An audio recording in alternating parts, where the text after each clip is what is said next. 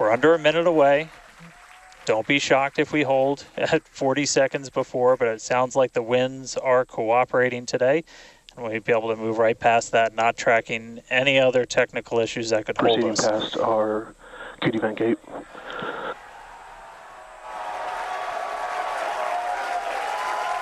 Through the QD vent gate, past that 40-second hold. Go for launch. Flight Director Ty Huntington telling the team we are go for launch. So 20 seconds to go. Let's listen in. T-minus 10, 9, 8, 7, 6, 5, 4, 3, 2, 1.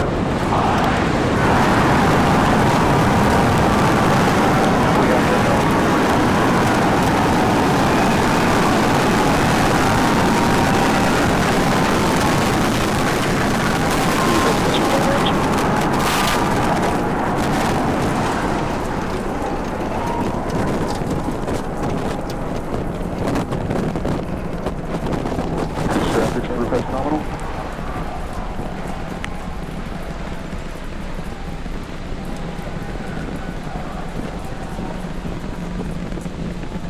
30 seconds into flight, we are feeling the rumble. We are seeing 33 out of 33 Raptor engines ignited on the Super Heavy booster.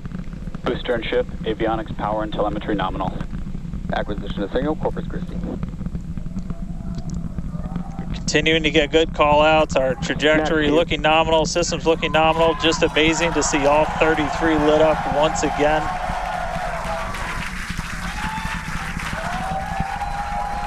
At this point, we've already passed through max Q, that maximum dynamic pressure, and passing supersonic, so we're now moving faster than the speed of sound, getting those onboard views from the ship cameras.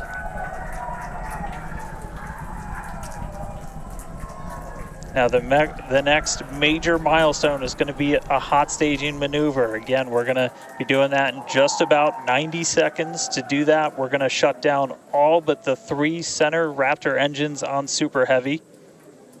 That'll be our MECO, our most engines cut off. And then the clamps holding the 2 stages together are going to release. Starship's second stage will ignite its engines, the RVACs first, the sea levels right after that. The sea level engines will be splayed or just kind of pointed out at about a 15-degree angle. So if you look close and we get good tracking, you might be able to see those center right after. And so those 6 engines will push Starship off of the booster.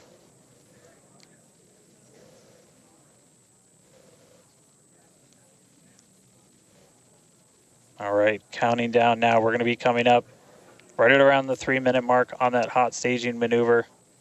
Again, we'll see the booster engines start to shut down. You'll see all but 3 lights go out in the middle. And then we'll see the engines ignite on ship, pushing it away. And that will start carrying the ship into space. Booster will start to do its flip and then move into the boost back burn, setting it up for eventual splashdown in the Gulf of Mexico. Stage separation.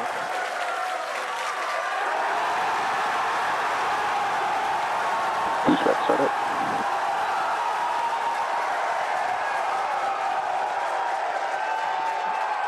Hot staging confirmed. Boosters now making its way back, seeing 6 engines ignited on ship.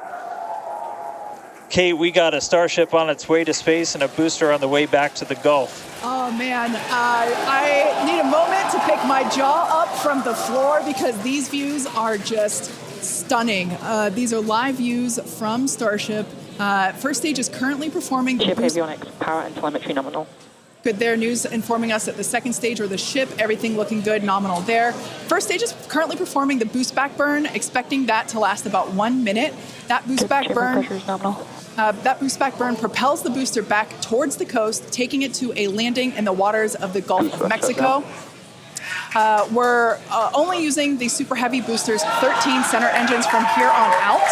As whenever they relight, you'll be able to see that in the left bottom corner. Those are the ones that can gimbal. In other words, they move and change direction in order to change the thrust to steer the first stage back to Earth.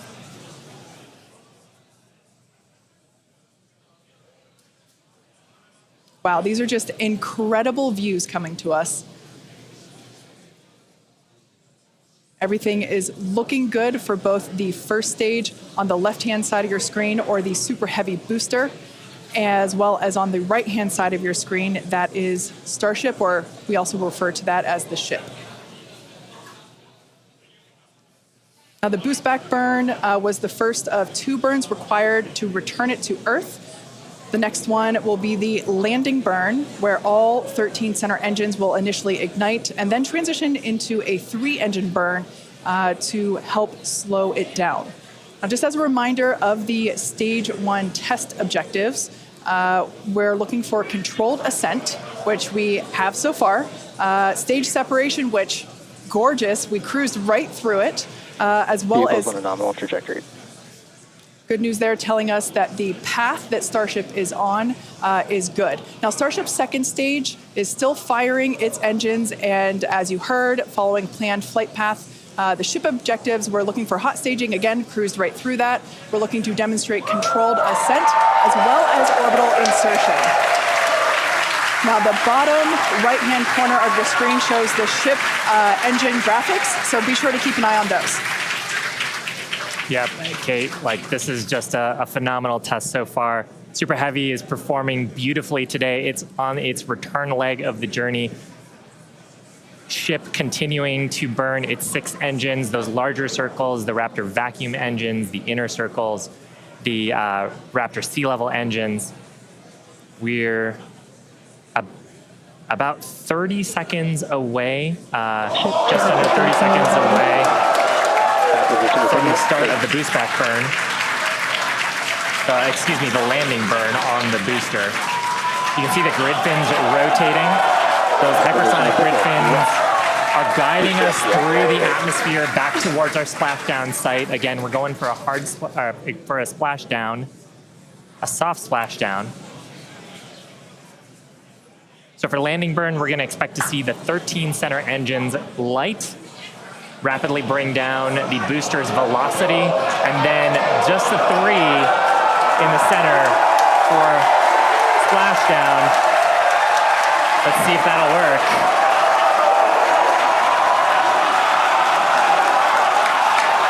We're getting a few engines.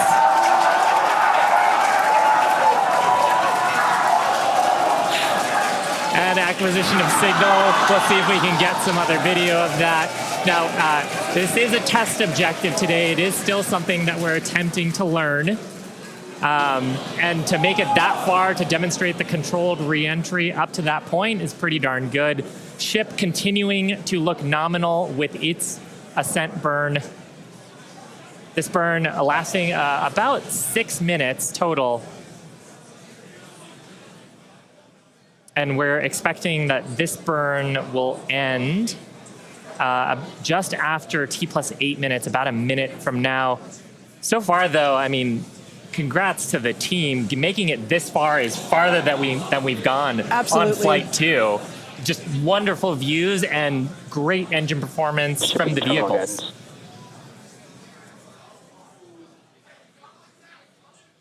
So far, we've hit controlled ascent. We're in the middle of that right now. We demonstrated the hot staging. Kate, as you said, cruised through that. We demonstrated controlled entry of the booster. Just stopped a little short of the engine relay, but hey, that's something we can learn for the next one. Yeah. Now, that view that we just had moments ago was a live shot of Star Command. There you see it again. This is our Mission Control Center at Starbase, where vehicle operators are standing by. Now, the next milestone coming up is in less than a minute. At that point, ship will, or I'm sorry, actually it already has. Starship engine cut off. There we go.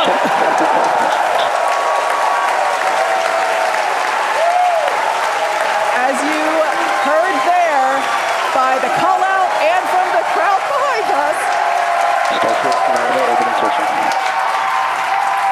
Starship's 6 Raptor engines have successfully shut down. We heard a call out for nominal orbital insertion, which is incredible. Look at these views, Dan.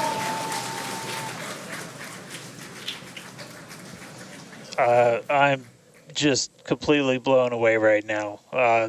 What a day. Congratulations to the entire SpaceX team. I mean, this flight pretty much just started, but we're farther than we've ever been before. We've got a Starship not just in space, but on its coast phase into space.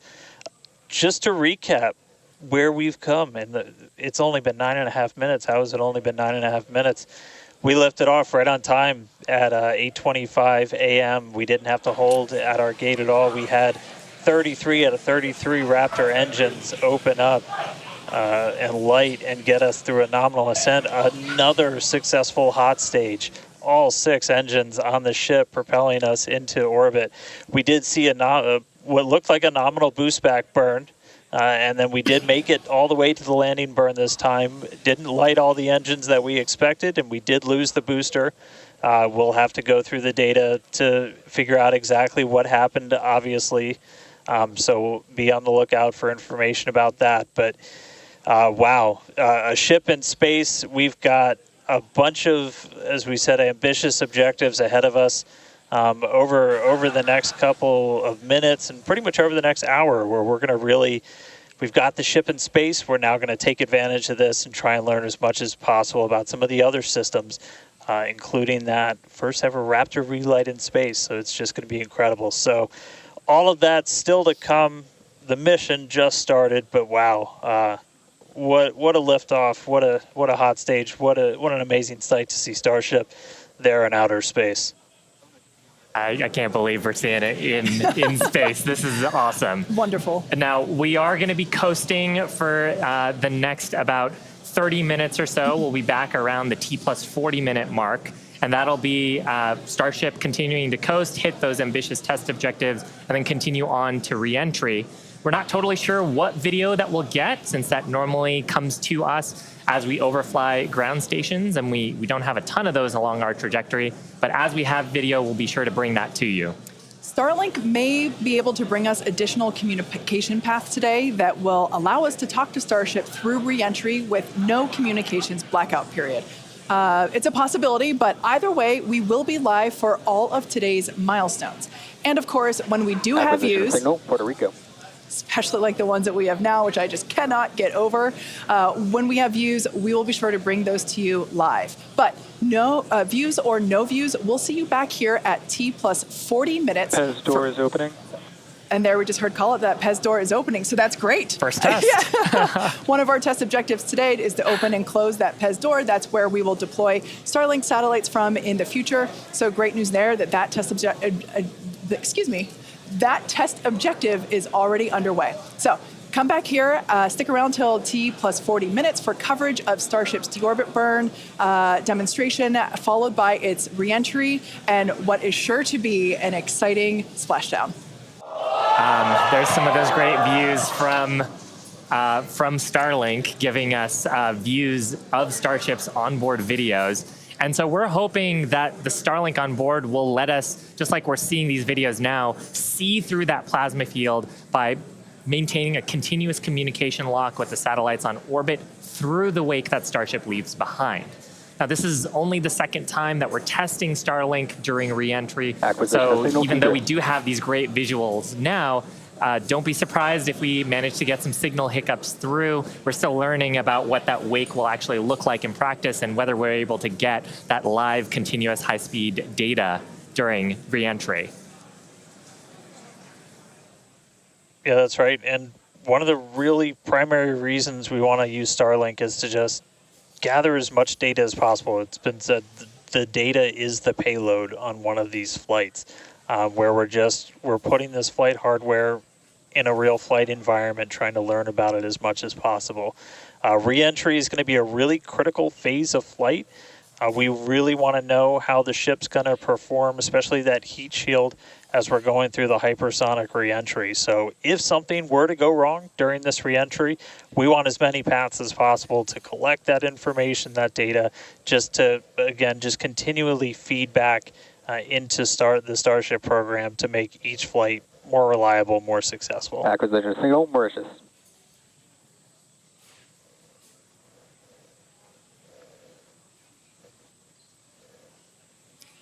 Now, if Starship manages to make it all the way through re-entry, we'll collect valuable data on Starship flying through the Earth's atmosphere at hypersonic speeds, meaning more than 5, or at this point, will be more than 5 times the speed of sound. Now we're watching these live views, HD views by the looks of it, thanks to Starlink. You can see that the flaps there on the ship might be actuating.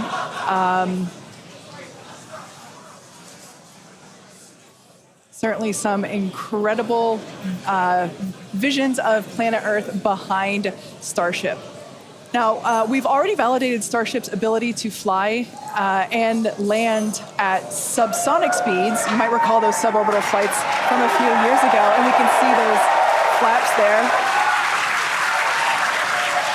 So getting data on aspects like heating and control while traveling way faster than we did before is going to be critical to eventually bringing Starships back from space for rapid reuse. So I mentioned those flaps. That's one of the things that enables Starship to help control itself and survive the heat of reentry, which, like we said before, we're expecting that reentry to occur around T plus 49 minutes. So we're getting pretty close here. And what you're seeing here, it looks like the vehicle is sort of moving back and forth. Part of what you're also seeing is one of the cameras, this onboard view that we have, is on the end of a flap. Starship has front flaps and rear flaps in the vehicle. So we've got 4 of those. And oh man, we can see the heating on those flaps as we're starting to re-enter the Earth's atmosphere. This is where the Earth's atmosphere is doing the work to slow us down. Now, like we said, this plasma field is, what a view. We hope to maintain these views throughout. Starship is so big that we're hoping that the plasma field doesn't entirely blanket the entire vehicle. Right now, it is not. The Starlinks are still... brought to you by Starlink. Yeah, the Starlinks are still communicating and still capturing the data and the video that we see here.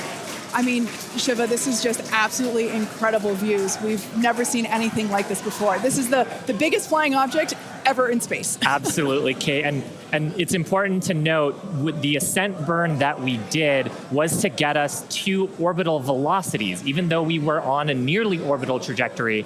So the heating and the loads that Starship is going through right now are what it would be getting if it were recovering from an orbital mission. And just the fact that we have views through entry, this is incredible. Yeah. Again, this is the furthest and fastest that Starship has ever flown. And you can definitely tell by the crowd here in Hawthorne. The heat shield tiles doing their work. We talked about it earlier. Up to 2,600 degrees Fahrenheit that those heat shield tiles are dissipating as we are re-entering. Yeah, now this was one of the critical, or rather the key mission objectives that we were hoping to hit today. We have never, like I said before, this is the fastest and furthest that Starship has ever flown. So this is the first time that we're getting to collect this re-entry data and understand how these 18,000 hexagonal heat shield tiles are working together to protect the belly of Starship as it re-enters the Earth's atmosphere. Once again, the atmosphere is doing us a big favor here by... 80 kilometers altitude. The atmosphere is actually doing us a huge favor here by acting as a braking system for Starship as it re-enters the atmosphere. And that's part of the reason why the flaps are so important. We're using the body of Starship and the drag from the atmosphere to slow us down from orbital speed, but you want the vehicle to remain stable. You want those heat shield tiles pointed down so they can absorb the heat of the Earth's atmosphere. And so that's the purpose that they are serving during the hypersonic phase and then again during the subsonic phase. Absolutely. So like we said, these views are being provided by a couple Starlink terminals that are positioned on Starship itself. As that plasma builds, we're hoping that we can bring these views back to you, but you can see the telemetry there on the right-hand side of your screen. If you watch closely, you can see the speed decelerating. Again, that's the friction of the atmosphere resulting in this plasma field, or excuse me, the blanket that is potentially blocking the Starlink terminals right now. So we'll bring those views back to you if we get them. But right now, for those of you that have recently joined, Starship is currently re-entering Earth's atmosphere. This is super exciting because it's the furthest and fastest that Starship has ever flown. It's just absolutely incredible. Major test milestone, something we wanted to accomplish on Flight 2, getting to it today. So just awesome.